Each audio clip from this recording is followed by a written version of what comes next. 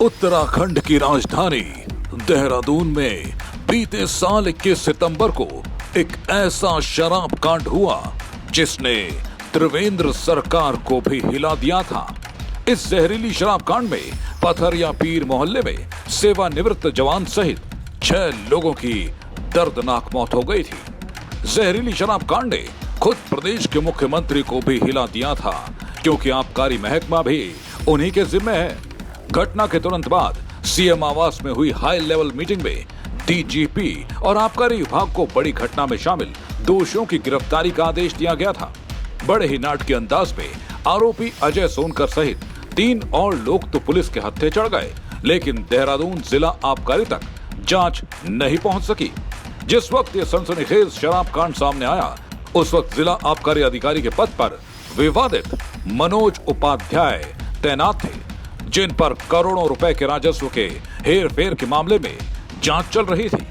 पथरिया पीर की घटना के बाद आबकारी विभाग के 5 सिपाहियों को तो निलंबित कर दिया गया, लेकिन तत्कालीन आबकारी अधिकारी मनोज उपाध्याय पर कोई कार्रवाई नहीं हुई। हालांकि आयुक्त ने डीएम और एसएसपी से इस पूरे मामले में ज्वाइंट रिपोर्ट भी मांगी थी। शराब कांड की इस बड़ी घटना के बाद पथरिया पीर में पीड़ित परिवारों ने जिला आबकारी विभाग पर शराब तस्करों से मिली भगत का भी आरोप लगाया था। दारू बिल्कुल बंद होना चाहिए, सब बंद होना चाहिए। जय भीम टीवी ने घटना के बाद इस जनहित के मुद्दे को प्रमुखता से उठाया था और पीड़ित परिवारों से उनका दर्द साझा किया था।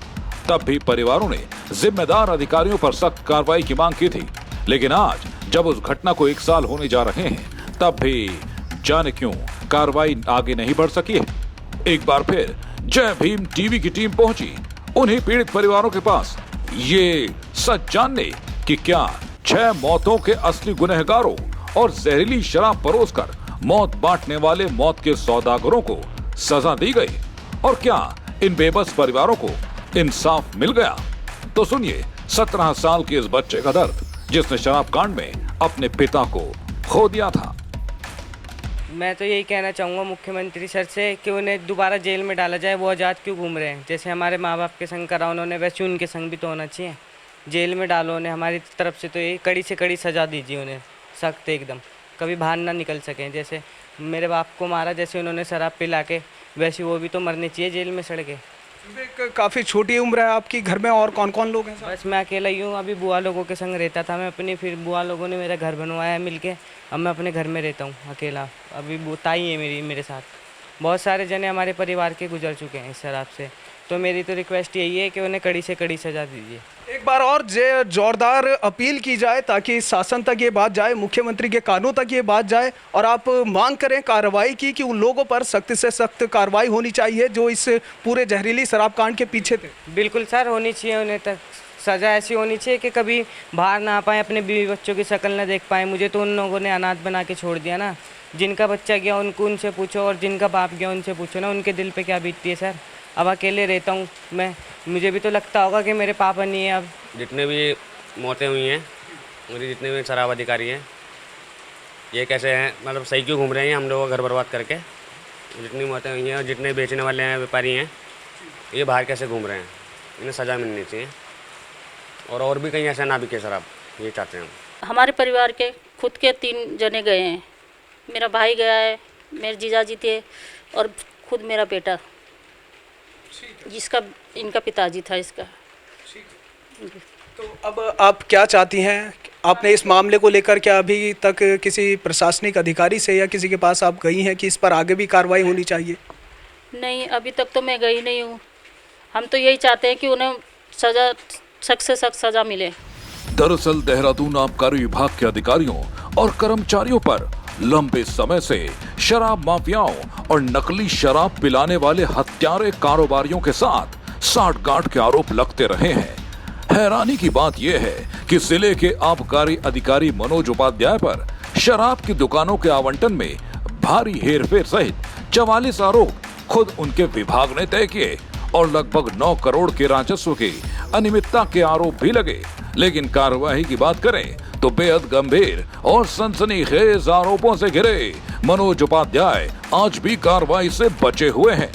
देहरादून में जैसे ही जहरीली नकली शराब ने 6 जाने ली, तब भी पीड़ित परिवारों ने पुलिस प्रशासन, जिला आबकारी अधिकारी मनोज उपाध्याय, आबकारी के सब इंस्पेक्टर शुजात हुसैन और कई आबकारी सिपाहियों पर शराब तस्करों के साथ साठगांठ का आरोप लगाकर जमकर हंगामा किया था। लेकिन इन लोगों पर आज तक कोई कार्रवाई न पुलिस कर सकी है और न ही खुद आबकारी विभाग की जांच आगे बढ़ सकी है। इस पूरे मामले पर जब जय भीम टीवी के मैनेजिंग एडिटर नितिन गुप्ता ने तब के तत्कालीन आबकारी अधिकारी मनोज उपाध्याय से उनका पक्ष जानने के लिए फोन किया, तो नैनीताल में तैनात मनोज उपाध्याय ने हर बार फोन काट दिया। इसके बाद मैनेजिंग एडिटर नितिन गुप्ता ने तत्कालीन आबकारी इंस्पेक्टर शुजात हुसैन को फोन कर उनका पक्ष पूछा।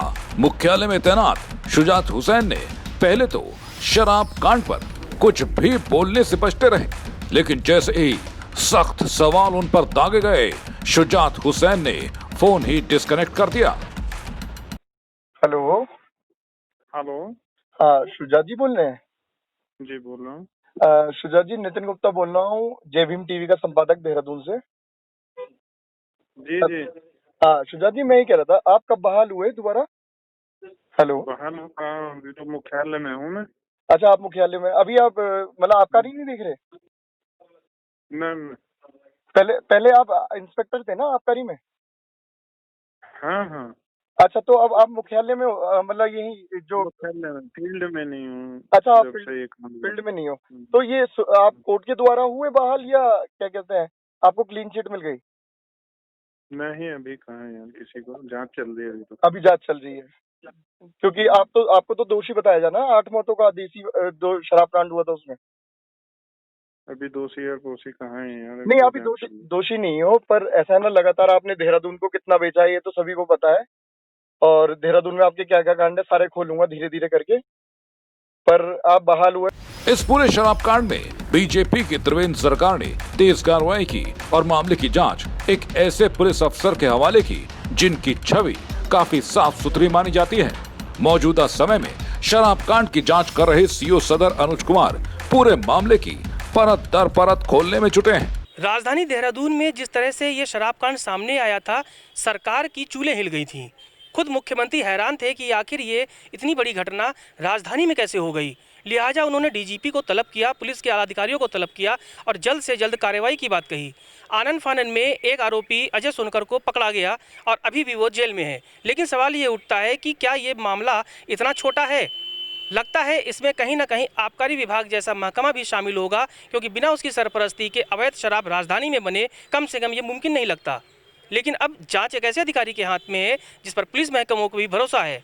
सीओ सदर अनुज कुमार, हम भी ये उम्मीद कर रहे हैं कि ये काबिल अधिकारी जब ऐसे मामले की परतें खोलेगा तो इंसाफ ज़रूर होगा। हम भी इंतज़ार कर रहे हैं इस बात का कि आखिर कब शराब कांड की असली जो परतें हैं वो सामने आती हैं, इसमें कितने लोग शामिल हैं, उनका क्या नाम है, वो कौन है, वो कब बेपर्दा होते हैं, इस पर हमारी निगाह है। जय भीम टीवी ने इस सनसनीखेज शराब कांड को लेकर विपक्षी पार्टी कांग्रेस के प्रदेश अध्यक्ष प्रीतम सिंह से बात की। कांग्रेस अध्यक्ष ने अगले विधानसभा सत्र में शराब कांड में शामिल आबकारी अधिकारियों की सांठगांठ का मुद्दा उठाने की बात कही है। मुख्यमंत्री जी आबकारी मंत्रालय को देख रहे हैं और एक बहुत ही दुखद घटना घटित हुई थी रुड़की के अंदर, जिसमें कई लोगों की अकाल मृत्यु हुई थी। उसमें भी जो है सरकार ने जांच बैठाई थी, उसका जांच परिणाम भी नहीं आया। और इसके साथ साथ यहीं देहरादून में सरकार की नाक के नीचे जो है कच्ची शराब के सेवन से कई लोगों की अकाल मृत्यु हुई थी, उस पर भी अभी तक जो कार्रवाई होनी चाहिए थी वो नहीं हुई है।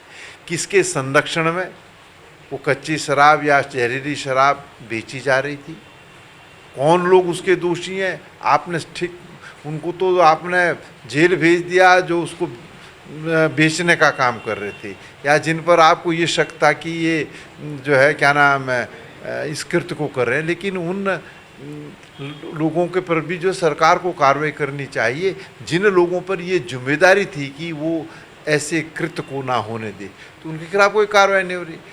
विधानसभा सत्र आएगा तो निश्चित रूप से सरकार से पूछेंगे कि बताएं सरकार क्यों जो है अभी तक आपने जांच क्या नाम अधिकारी बना दिया, जांच रिपोर्ट ना आई 1 साल तक, तो बहुत गंभीर विषय, इससे गंभीर दूसरा विषय हो नहीं सकता। इससे स्पष्ट संकेत है कि सरकार शराब माफियाओं के हाथों में खेलने का काम कर रही है। जय भीम टीवी के मैनेजिंग एडिटर नितिन गुप्ता ने देहरादून के मौजूदा आबकारी अधिकारी रमेश बंगवाल से भी आबकारी विभाग के मौजूदा सूरत हाल पर बात की, तो सुनिए उनका क्या कहना था। हेलो रमेश जी। हाँ जी रमेश जी, नितिन गुप्ता बोल रहा हूँ, संपादक जय भीम टीवी का देहरादून से। हाँ। जो ये शराब कांड हुआ था, इसमें जो एक तो इंस्पेक्टर ये थे शहजाद, शहजाद अभी पोस्टेड है या अभी सस्पेंड है? पोस्टेड कहाँ पर है? हेड ऑफिस में है। कौन सा ऑफिस में? हेड ऑफिस में। तो इन्हें क्लीन शीट मिल गई?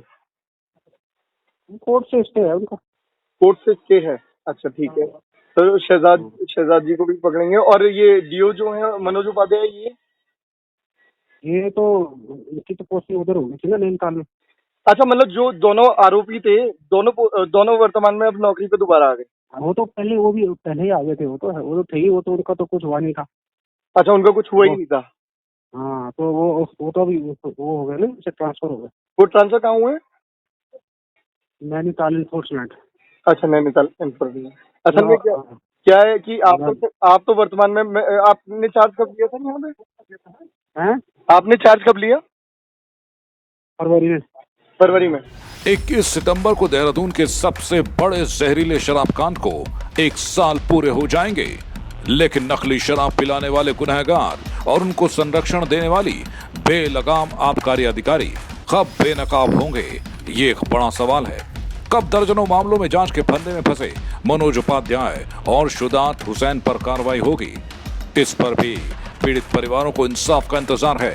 जय भीम टीवी को भी इंतजार है कि मुख्यमंत्री त्रिवेंद्र सिंह रावत के जीरो टॉलरेंस सरकार की छवि को पलीता लगा रहे आबकारी विभाग के इन भ्रष्ट अधिकारियों पर कानून का शिकंजा कब तक कसेगा। जय भीम टीवी के लिए देहरादून से आशीष तिवारी के साथ अरशद खान की रिपोर्ट।